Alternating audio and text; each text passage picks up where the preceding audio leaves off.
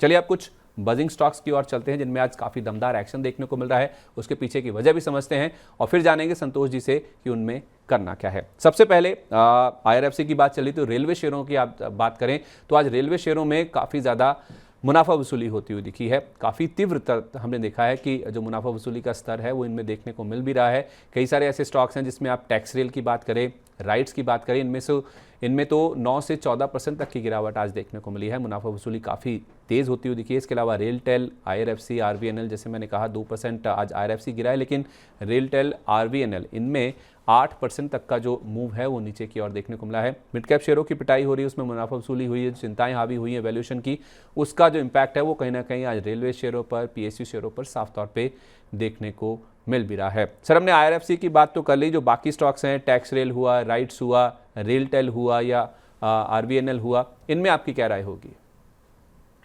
वैसे मेरा overall suggestion यही है, ये इन्होंने ही बुल रैली को लीड किया था और आज यहाँ शार्प करेक्शन देखने को मिल रहा है, क्योंकि स्टॉक फंडामेंटल डेफिनेटली यहाँ पे एक हमको काफी सारी पॉजिटिव न्यूज देखने को मिली, टर्न अराउंड देखने को मिल रहा है, बट एक एक्सेसिव रनअप देखने को मिला था, कहीं ना कहीं एक्सुबरेंस फेस में आ गए थे, तो एक करेक्शन भी आएगा तो हेल्दी करेक्शन ही आएगा। तो मेरे हिसाब से किसी का ट्रेडिंग माइंडसेट है तो एक बार बुक करके बाहर हो जाना चाहिए और इस गिरावट में अभी जल्दबाजी नहीं करना चाहिए खरीदारी की, क्योंकि ऐसा नहीं है कि स्टॉक थोड़ा ही चले थे, स्टॉक बहुत ज्यादा चल चुके थे, तो करेक्शन होने के बावजूद भी रिस्क रिवॉर्ड बहुत ज्यादा फेवरेबल नहीं है, तो अभी थोड़ा इस गिरावट में अभी खरीदारी से बचना चाहिए। मेरा सजेशन यही रहेगा, अभी आपका फोकस थोड़ा सा लार्ज कैप स्टॉक्स पर रखिए, क्योंकि लार्ज कैप स्टॉक्स ने अंडर परफॉर्म किया था पिछले 3-4 महीनों में, अब वहाँ कैचअप मोमेंट होते देखने को मिल रहा है और मिड कैप स्मॉल कैप में करेक्शन देखने को मिल सकता है। ओके, तो रेलवे स्टॉक्स में हमने देखा है कि बहुत ज़्यादा तेज़ रनअप स्टॉक्स में देखने को मिला है, तो फ्रेश एंट्री तो यहाँ पे नहीं बनती है, लेकिन हाँ, अगर आप कुछ फ्रेश इन्वेस्टमेंट करना चाहते हैं तो वो लार्ज कैप स्टॉक्स में करना चाहिए। लार्ज कैप स्टॉक्स, मुझे यकीन है सर कि आप जब हम चुन चुन के में आपके पिक्स की बात करेंगे तो उसमें आप कुछ जो शेयर्स हैं वो हमारे साथ शेयर करेंगे ज़रूर, लेकिन रेलवे स्टॉक्स में फिलहाल आपको फ्रेश एंट्री नहीं करनी है। अगर आपके पास रखे हुए हैं, जिस तरह का रनअप देखने को मिला है, आपको इनमें मुनाफा वसूली करनी चाहिए। जो अगला स्टॉक है वो है ITI, जहां पे आज दमदार एक्शन देखने को मिल रहा है। ITI की जहां तक बात है तो इसमें हमने देखा है कि इस कंपनी ने इंटेल के साथ एक करार किया है। ये जो करार किया गया है उसके तहत कुछ उत्पाद बनाए जाएंगे जिसमें लैपटॉप शामिल है, माइक्रो PC शामिल है, जो कि कंपनी डेवलप करेगी, और कंपनी का खुद का ब्रांड है स्माश नाम का, उसके तहत ये जो उत्पाद हैं वो डेवलप किए जाएंगे और इसको कहीं ना कहीं बाजार ने काफ़ी पॉजिटिवली लिया है, क्योंकि कल यानी 11 सितंबर को तो शेयर में 20% का ऊपरी सर्किट लग गया था और आज भी उसके बाद जो अपमूव है वो कहीं ना कहीं जारी रहता हुआ नजर आ रहा है। 2 दिन में अगर आप बात करें तो शेयर में करीब करीब 40% के आसपास का अपमूव देखने को मिल चुका है। सर, क्या करना है ITI में, जिसके पास रखे हुए हैं 40% 2 दिन में मिले हैं, ले लें क्या? ये जो 2 कैंडल्स बड़ी बनी है आप देख पा रहे हैं स्क्रीन पे, क्या करना चाहिए इस अपमूव के बाद? ये जो भी इसमें न्यूज आई है, देखना होगा कि इसका फंडामेंटली कितना इम्पैक्ट पड़ता है। टेक्निकली इसमें एक बहुत अच्छा ब्रेकआउट आया है, हालांकि ऊपर में जो 164-65 का रेजिस्टेंस है वहाँ थोड़ा अटक रहा है, तो मेरा सलाह ये रहेगा आप 50% बुक करिए और 50% होल्ड रखिए। नीचे आप फिर 50% की जो आप 50% के लिए जो स्टॉप लॉस रहेगा वो रहेगा आपका 142 रुपीज का। 142 रुपीज़ ITI में स्टॉप लॉस लगा के आप 50% पोजीशन को होल्ड कीजिए और जो 50% है उसको बुक कर लीजिए, क्योंकि 40% का मूव 2 दिन में ही स्टॉक में बनता है वो दिखा है, तो थोड़ा सा प्रॉफिट लेना तो बनता है ITI की स्टॉक की, जहाँ तक बात है। सर, आप लगातार लार्ज कैप स्टॉक की बात करें तो अगला जो बजिंग स्टॉक है वो एक लार्ज कैप ही है। LNT का स्टॉक है, जो कि आज के मार्केट में काफ़ी अच्छा ट्रेड करता हुआ दिख रहा है। इनफैक्ट इस कंपनी का जो बायबैक है उसका जो प्राइस है इस कंपनी ने ऊपर की ओर रिवाइज किया है। पहले 3,000 रुपये का प्राइस था बायबैक का, जो कि टेंडर रूट के जरिए होना है, अब उसे 200 रुपये बढ़ा दिया गया है। 3200 रुपये प्रति शेयर का जो बायबैक का प्राइस है वो कंपनी की ओर से निर्धारित किया गया है, और ये इसलिए क्योंकि पिछले 1 महीने में जो रनअप हुआ है स्टॉक में, उस वजह से ये फैसला लिया गया है। BSE के बाद ये दूसरी कंपनी है जिसने ये फैसला लिया है। 1 महीने में शेयर करीब 12% के आसपास का अपमूव दिखा चुका है। वही जो 12% का अपमूव आया है वो कहीं ना कहीं शेयर होल्डर्स को पास ऑन करने की जो कंपनी की कोशिश है वो इस बायबैक के प्राइस में साफ तौर पे देखने को मिली, जिस वजह से आज 3.5-4% के आसपास का अपमूव कमजोर बाजार में भी LNT के स्टॉक में देखने को मिल रहा है। क्या करना चाहिए सर? क्या इस स्टॉक में कोई फ्रेश एंट्री भी बनती है? 3,000 के नीचे स्टॉक अवेलेबल है? यस, स्टॉक में अभी भी स्ट्रक्चर बुलिश है, बट हो सकता है 3000 के साइकोलॉजिकल लेवल के आसपास कुछ स्टॉक थोड़ा रेजिस्टेंस फेस करे और कंसोलिडेशन मोड में चले जाए। कोई बड़ी गिरावट की उम्मीद तो है नहीं यहाँ पे करेक्शन की, स्टॉक थोड़ा कंसोलिडेशन मोड में जा सकता है, नीचे शायद 2800 तक भी आ सकता है, वो एक बहुत अच्छा लेवल रहेगा री एंट्री का। बट स्टॉक में आपका लॉन्ग टर्म का नजरिया है तो कुछ ना करे, बने रहिए। आप चाह और आपको बाईबैक में देना चाहे तो दे अप्लाई कर सकते हैं, बट अगर किसी का लंबा नजरिया है तो बाईबैक में भी अप्लाई ना करते हुए स्टॉक को होल्ड रखना चाहिए। लॉन्ग टर्म पर्सपेक्टिव बुलिश है। ट्रेडिंग का नजरिया है तो अभी फ्रेश एंट्री के लिए रिस्क रिवॉर्ड फेवरेबल नहीं है। नीचे कोई डिप मिलता है आपको 2800 के आसपास तो मौके ढूंढिएगा। फ्रेश एंट्री तो नहीं करनी है सर, जिसको इस सिर्फ केवल इस चीज़ के लिए खरीदना है कि आज खरीद के 3200 का भाव मिल जाएगा, टेंडर करने का मौका मिल जाएगा, क्या उस नज़रिए से खरीदना चाहिए?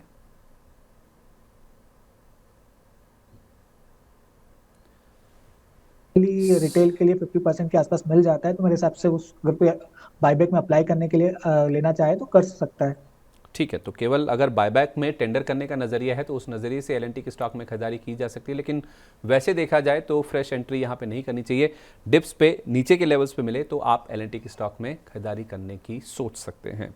स्पाइसजेट ये अगला शेयर है जहाँ पे आज काफ़ी बड़ा मूव देखने को मिला है। इनफैक्ट सुप्रीम कोर्ट की ओर से इस कंपनी के जो चेयरमैन हैं अजय सिंह जी, उनको एक चेतावनी जारी की गई है, जिसके बाद इस शेयर में आज हमने एक्शन बनता हुआ दिखा है। दरअसल क्रेडिट स्विस का कुछ $15 लाख का बकाया है जो कि ये कंपनी नहीं चुका रही है, जिस वजह से सुप्रीम कोर्ट की ओर से चेतावनी दी गई है। 15 सितंबर तक का वक्त दिया गया है $5 लाख का भुगतान करने के लिए इस कंपनी को। अगर ऐसा नहीं होता है तो 22 सितंबर जो कि अगली सुनवाई की डेट है इस मामले की, हो सकता है कि अजय सिंह जी को जेल भी जाना पड़े और जो बाकी 10 लाख रुपए की बकाया रकम है उसको भी भुगतान करने के लिए, जल्द चुकाने के लिए सुप्रीम कोर्ट की ओर से इस कंपनी को कहा गया है। इस शेयर में आज हमने 6% से ज़्यादा की गिरावट देखी है। स्पाइसजेट पे सर फंडामेंटली टेक्निकली क्या राय होगी? स्पाइसजेट का चार्ट मेरे पास एक्चुअली ओपन नहीं हो पा रहा है। मेरे पास जो चार्ट दिख रहा है वो अप्रैल तक का ही नजर आ रहा है। आई थिंक कुछ कॉर्पोरेट एक्शन है, बट फंडामेंटली तो हम जानते हैं कि स्टॉक में प्रॉब्लम है ही। उसकी बजाय आप एक ही इंडिगो ही है जो लीडर है तो उसी पे फोकस रखे। स्टॉक में अगर आप है आपके पास तो बेटर है, एग्जिट के मौके ढूंढिएगा। और अगर किसी के पास कोई trading edge a trading perspective रखना चाहता है तो आप 30 रुपीज के स्टॉप लॉस को होल्ड रख सकते हो, बट बेटर होगा कि आप इंडिगो में स्विच कर ले इंस्टेड ऑफ स्पाइसजेट। ठीक है, अगर किसी को होल्ड करना ही है तो स्टॉप लॉस काफ़ी डीप है, 30 रुपये का आपको स्टॉप लॉस रखना है, लेकिन बेहतर रणनीति यही है कि आप इस स्पेस की जो लीडर है इंडिगो उसमें स्विच कर जाएं तो आपके लिए ज़्यादा बेहतर है, अगर आपको एयरलाइन स्टॉक्स में रहना ही है तो। आगे हम बात करते हैं शुगर शेयरों की, जहां पे आज हमने देखा है कि गिरावट देखने को मिली। दरअसल सरकार की ओर से कुछ सख्ती होती हुई दिखी है, जहां तक पूरा चीनी स्पेस की बात है। सरकार की शुगर पे जो सख्ती है उसकी तैयारी होती हुई नजर आ रही है। वो इसलिए क्योंकि सरकार की ओर से एक बड़ा मूव लिया गया है और सरकार ने इन कंपनियों से जो सभी कंपनियां हैं उनसे बिक्री का जो पूरा डेटा है उसकी कहीं ना कहीं मांग की है, जिसमें स्टॉक की जानकारी के लिए सभी डीलर्स, स्टॉकिस्ट, उनसे जो डिटेल्स हैं वो मांगी गई है। ये नहीं, जो जानकारी है वो होलसेलर, रिटेलर्स, प्रोसेसर्स, उनकी भी जो डिटेल्स हैं वो कहीं ना कहीं कंपनियों से सरकार की ओर से मांगी गई है। और ये डेटा मांगा गया है मई से लेकर अगस्त के दौरान का, कि कितनी चीनी इन कंपनियों की ओर से बेची गई है, उसकी जो पूरी डिटेल्स है वो सरकार की ओर से मांगी गई, जिस वजह से हम देख रहे हैं कि आज खासतौर पर जो बजाज हिंदुस्तान, मगध शुगर, ये कुछ ऐसे स्टॉक्स हैं जिनमें काफ़ी ज़्यादा गिरावट देखने को मिल रही है। कैसे देख रहे हैं सर, एक के बाद एक जो फैसले आते हुए देख रहे हैं आप सरकार की ओर से? पहले राइस पर फैसला आया था, अब कहीं ना कहीं शुगर पे भी जो सख्ती है वो होती हुई नजर आ रही है। क्या करना चाहिए शुगर शेयरों पे, जिन्होंने फ्रेश एंट्री करनी है उनके लिए भी और जिनके पास पोजीशंस रखी हुई हैं, मुनाफा वसूली देख रहे हैं, उनके लिए क्या राय होगी? आप देख सकते हो कि ग्लोबल प्राइसेस भी बढ़े थे, पॉजिटिव न्यूज आने के बावजूद भी स्टॉक चल नहीं रहे थे, क्योंकि कहने का ये रिस्क था कि गवर्नमेंट इन्फ्लेशन को कंट्रोल करने के लिए इस तरह के मेजर्स ले सकती है। तो मेरे हिसाब से ये इलेक्शन के पहले इन स्टॉक्स से थोड़ा सा ट्रेडिंग करने से बचना चाहिए। अगर आपको इस जो एथेनॉल की थिंग को प्ले करना ही है तो instead of sugar you can play through Praj industry. अभी मेरे हिसाब से शुगर स्टॉक्स को अवॉइड करना चाहिए। ओके, तो शुगर स्टॉक्स को अभी फिलहाल के लिए अवॉइड करना चाहिए, ये राय फिलहाल निकल के सामने आ रही है।